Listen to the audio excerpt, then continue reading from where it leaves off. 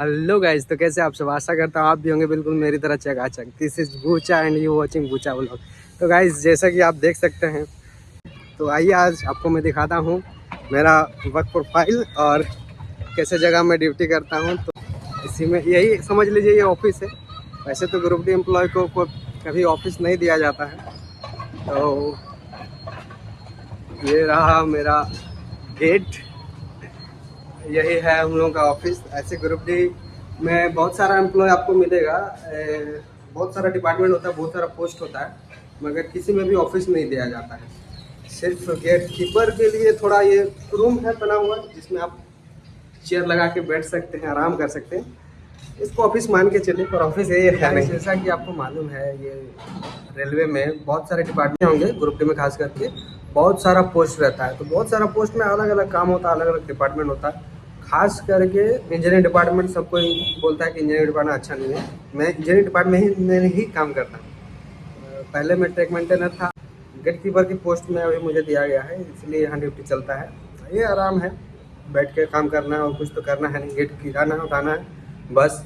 ज़्यादा से ज़्यादा मतलब रेल का सुरक्षित रेल को मैंने पार कराना है, और ख़ास करके पब्लिक का जान को जैसे नुकसान ना पहुँचे, इसीलिए गेट रहता है। वरना आप देखेंगे गांव देहात में मतलब फाटक नहीं है, खाली ऐसे ही पार करने के लिए दे दिया जाता है। क्योंकि गांव देहात बहुत रेयर जगह में बाई चांस पूरा दिन भर में एक या दो ट्रेन गुजरती है, इसीलिए वहाँ ऐसे गेट कीपर लगा के उनको पोस्टिंग देके तो फ़ायदा है नहीं, रेलवे को लॉस है। क्योंकि जितना ज़्यादा ड्यूटी करेगा, ड्यूटी करने के लिए तो आदमी लगाना पड़ेगा। ऐसे एक फाटक में यहाँ जैसे हम लोग का 8 आवर का ड्यूटी चलता है शिफ्ट वाइज। तो यहाँ 3 गेट कीपर है, हम लोग 3 गेट कीपर है और एक रेस्ट कीपर है।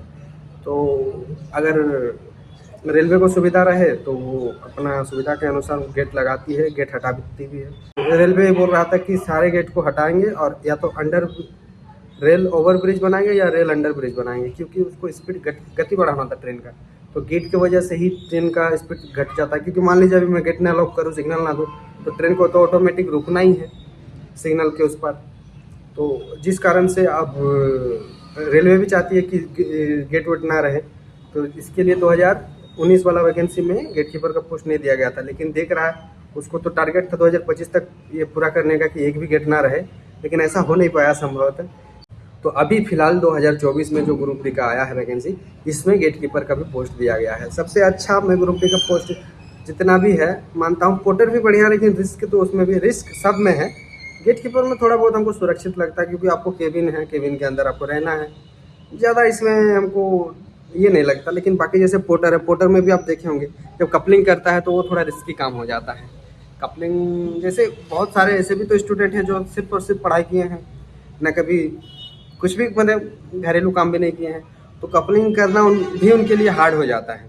जो बच्चे कभी भी किसी भी मतलब औजार के साथ काम नहीं किए, जैसे ना कभी घर का भी काम ना किए हों, उनके लिए कपलिंग करना एक बहुत बड़ा चैलेंज हो जाता है। तो गाइस, रेलवे में सब डिपार्टमेंट अच्छा ही है, सब में थोड़ा रेल के ही काम होता है।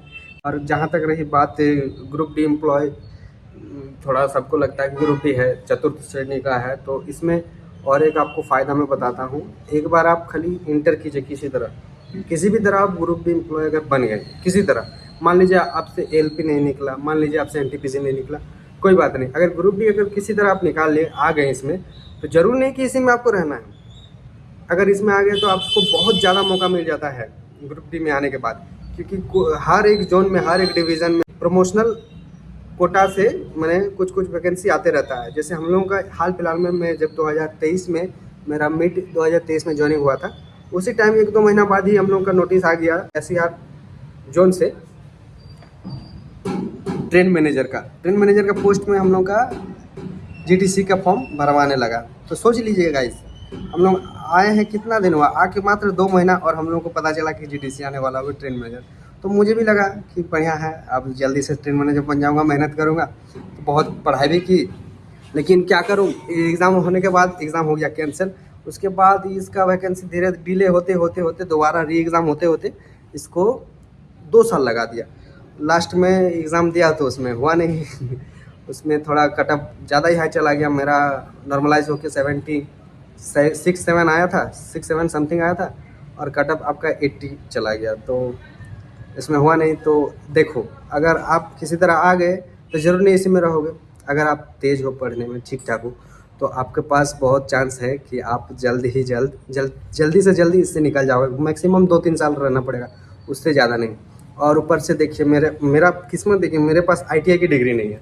मैं ITI जबकि कर रहा था, लास्ट टाइम में जब जॉइनिंग आ गया, अगस्त में मेरा एग्ज़ाम था, इधर जून में मेरा जॉइनिंग था, तो मैंने सोचा ITI मास्टर से बात भी किया, तो ITI छोड़ के मैं इधर जॉइनिंग कर लिया। ITI कर लेना चाहिए था मुझे, जॉइनिंग के बाद भी दे देना चाहिए था, काम हो जाता। लेकिन मैंने सोचा नहीं, फ्रॉड करना नहीं है, जो है रियल रहना है। क्योंकि मान लीजिए उसके चक्कर में अगर किसी तरह कोई कमेटी बैठ गई, जांच कमेटी बैठ गई, देखिए ये भी नौकरी हाथ से गया, वो भी नौकरी हाथ से गया। तो ऐसा कोई इलीगल काम नहीं करना आपको भी, जो है मैंने रियल ऑथेंटिक जो पेपर है उसको ही आप सबमिट कीजिए, तो ही फ़ायदे में रहिएगा, कायदे में रहिए। तो मेरे पास ITI की डिग्री नहीं है, तो इसी डिपार्टमेंट में हम लोगों का इसी जोन से फिर से GDC के अंडर ALP का वैकेंसी आया था, जो लगभग 800 के आसपास समथिंग वैकेंसी आया था, जिसमें जिसके पास ITI था वो लड़का 100% जॉब ले गया, जिसके पास भी ITI था। तो कोई भी आए, पढ़ाई नहीं छोड़ना, पढ़ाई कंटिन्यू रखिएगा तो ज़रूर ग्रुप डी से आगे निकल जाइएगा। और ना भी निकले तो डिसेंट सैलरी आपको मिलेगी, आपका जीवन यापन हो जाएगा। तो गाइस, अगर आप चाहते हैं कि नहीं मैं बड़ा नौकरी हासिल करूँ, ज़रूरी नहीं कि ग्रुप डी का फॉर्म भरवे ना कीजिए, भरिए, अगर हो जाए तो कीजिए, और इसकी में रहते हुए भी आप निकल सकते हैं। जैसे और एक मैं आपको एग्जांपल देता हूँ, हम लोग जब आए तो सब सीनियर, बहुत ज़्यादा, लगभग 45 प्लस उम्र का ही सब आदमी था। तो हम लोग पूछे कि नया रिक्रूटमेंट 2018 वाला कोई नहीं है क्या यहाँ, कोई आया नहीं? तो लोग बोलता ना, आया तो था, लेकिन सब का सब कोई एग्ज़ाम अपना स्टेट का एग्ज़ाम निकाल के गया, कोई CGL निकाल के गया, कोई SSC में GD निकाल के गया, जो मैंने इधर उधर सब निकाल के गया, कोई रेलवे में भी निकाल के, कोई टीचर बन गया। तो गाइस, रेलवे में तो आते सब है, लेकिन रहता कोई नहीं है, रहता वही है।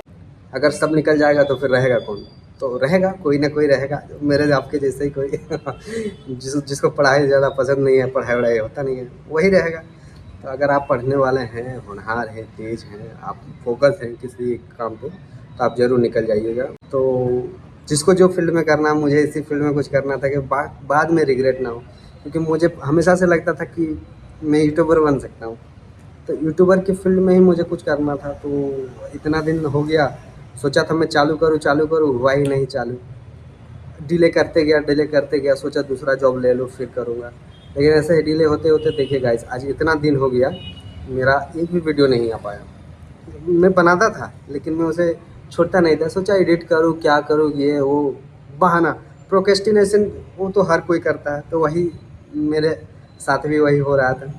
तो अभी मैं भी आपके साथ मैं भी ग्रुप डी का एग्ज़ाम इस बार देने वाला हूँ, ऐसे ही देने जा रहा हूँ, क्योंकि दौड़ने वोड़ने आप सकूँगा नहीं, पेट निकल गया है गाइस, खा पी के। सरकारी नौकरी के बाद लग जाए तो ज़रूर मोटा जाइएगा। तो मालूम है रेलवे बहुत सुरक्षित तरीके से काम करती है, क्योंकि प्राइवेट नंबर दे रहे हैं, और SM सुनिश्चित करेगा कि हाँ गेट लॉक है, उसके बाद ही गाड़ी छोड़ता है। तो सोच लीजिए कितना ज़्यादा सिक्योर है, आराम से गाड़ी आएगी, गाड़ी पार हो जाएगी। पब्लिक से थोड़ा डीलिंग होता है, दिक्कत होता है, क्योंकि कभी कभी गेट 10-10 मिनट तक बंद रह जाता है, आधा घंटा बंद रह जाता है। तो स्पेशल क्लास के लिए ही ये सिग्नल वाला गेट बनाता है, क्योंकि देखिए अगर यहाँ 10 मिनट गाड़ी रोक दें तो पब्लिक को आपको संभालना मुश्किल हो जाएगा, क्योंकि यहाँ अगर 5 मिनट भी गेट बंद हो जाए तो जाम कम से कम 15 मिनट लग जाता है। अगर 5 मिनट बाद गेट खोलें तो 15 मिनट तक गाड़ी पार होते रहेगा, इतना ज़्यादा जाम हो जाता है। तो रेलवे भी बोलता है कि सेफ्टी पे ध्यान दीजिए, क्योंकि ये हम लोग का काम ही थोड़ा माने सेफ्टी को लेकर है। सेफ्टी नहीं अगर रहेगा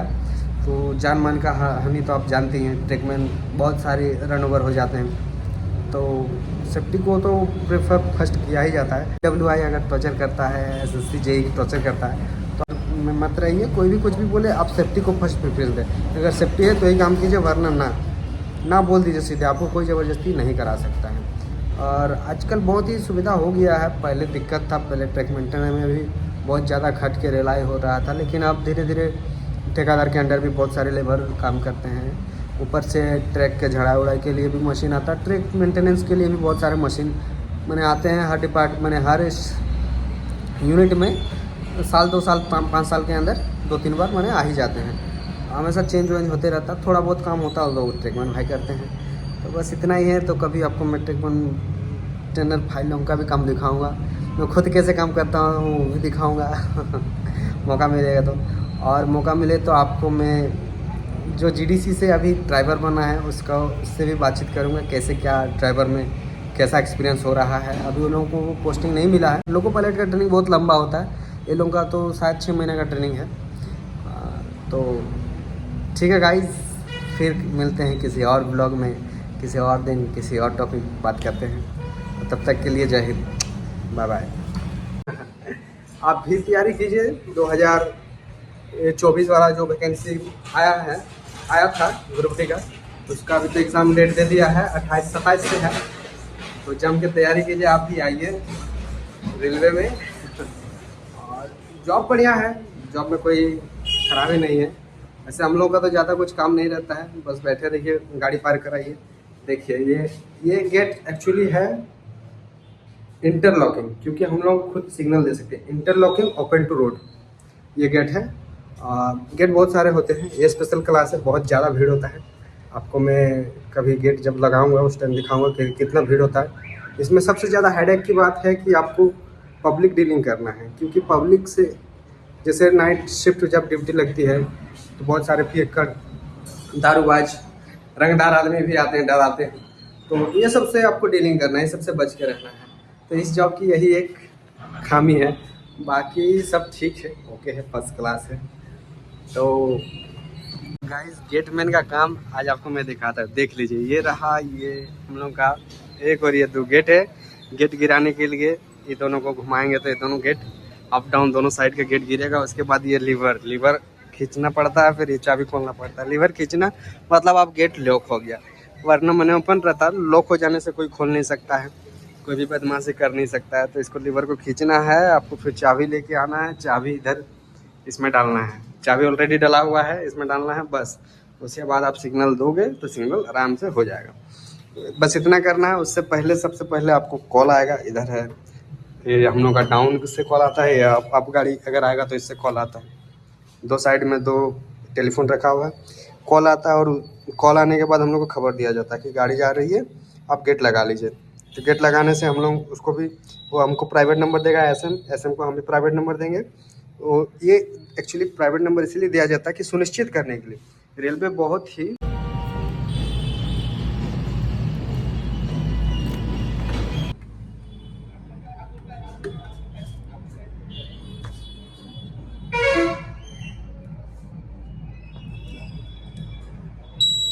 हाँ हेलो, हाँ डाउन में 55 ठीक।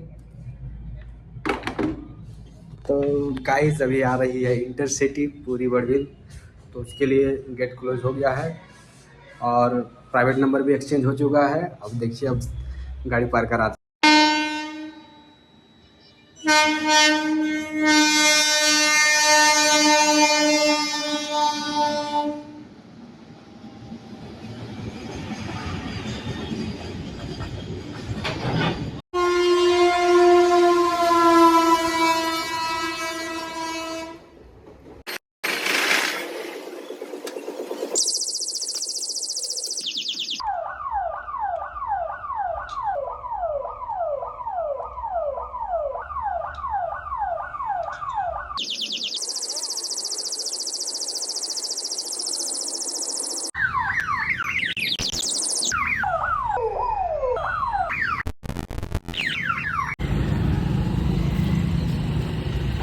केट इडली देते 4 ठो।